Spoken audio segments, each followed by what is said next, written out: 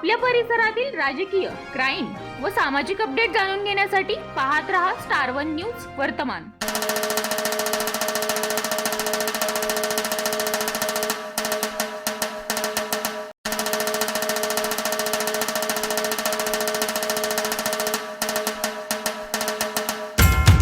विटे शहरातील बायपासचा तिढा लवकरच सुटणार, विटेकरांसाठी मोठी आनंदाची बातमी।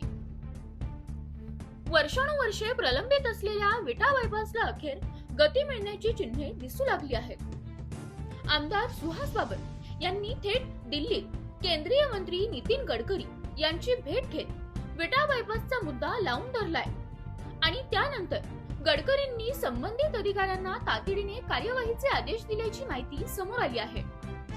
विटे शहरातील वाढती वाहतूक कोंडी, अवजड वाहनांची वर्दळ आणि वारंवार होणारे अपघात या सर्व समस्यांवर कायमस्वरूपी उपाय ठरणाऱ्या विटा बायपास प्रकल्पाला आज अखेर गती मिळण्याची शक्यता निर्माण झाली आहे।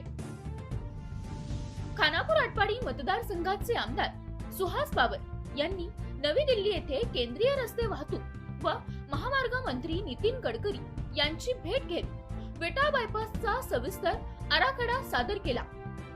विटा हे सांगली जिल्ह्यातील महत्त्वाचे व्यापारी, शैक्षणिक आणि प्रशासकीय केंद्र असून राष्ट्रीय महामार्ग 160 आणि 166 शहरातून जात असल्याने वाहतुकीचा प्रचंड ताण निर्माण होत असल्याचे त्यांनी निदर्शनास आणून दिले।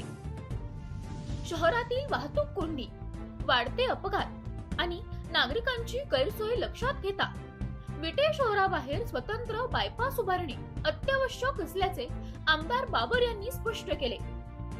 या मागणीची गंभीर दखल घेत केंद्रीय मंत्री गडकरी यांनी संबंधित वरिष्ठ अधिकाऱ्यांना प्रस्तावावर त्वरित कार्यवाही करण्याचे निर्देश दिले।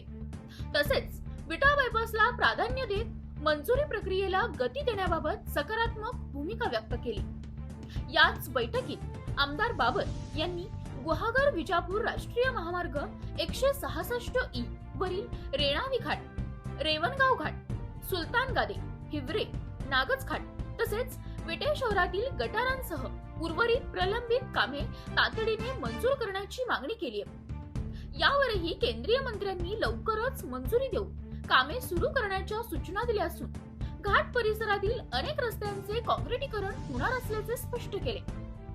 वर्षानुवर्षे वाहतूक कोंडीचा सामना करणाऱ्या विटेकरांसाठी ही दिलासादायक घडामोड मानली जात आहे।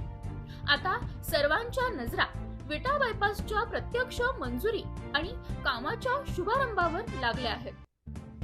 प्रतिनिधी कीर्ती गायकवाड। अशा बातम्या पाहण्यासाठी आमच्या चॅनेलला लाईक, शेअर, सबस्क्राईब करा।